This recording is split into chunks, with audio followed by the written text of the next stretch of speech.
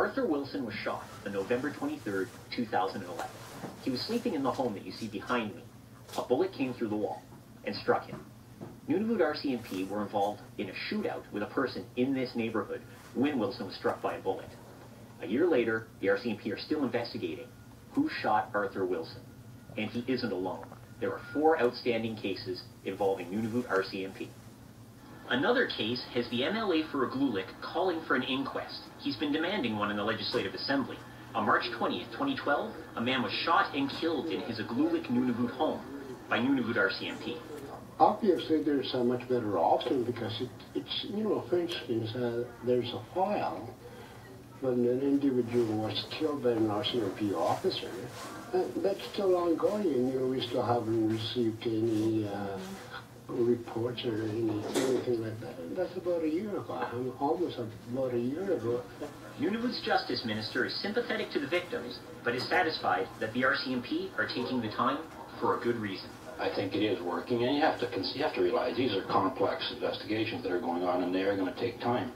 I am satisfied with the process, but whatever we can do to speed up that process, I mean, I'd be more than willing to look at. Much of the delay comes from the process involved.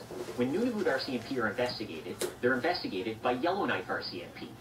Then the Ottawa police are brought in as oversight to investigate what the Yellowknife RCMP have discovered.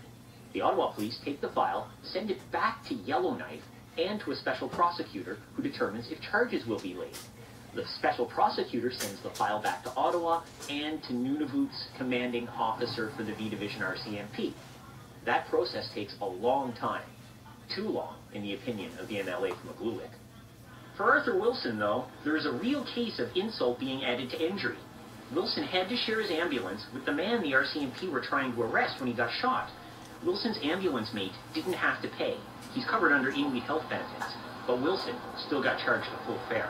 I opened it up, and it's an $800 bill from the hospital up there for an ambulance ride.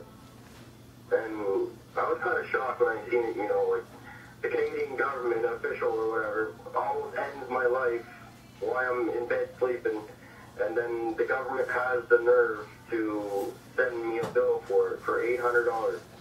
Is justice delayed, justice denied? With Nunavut's sky-high crime rate, more officers are bound to come under the eye of investigators. The question remains, should these serious questions spend so long in a paperwork stasis, or does change need to happen? Kent Driscoll, APTN National News, at Iqaluit.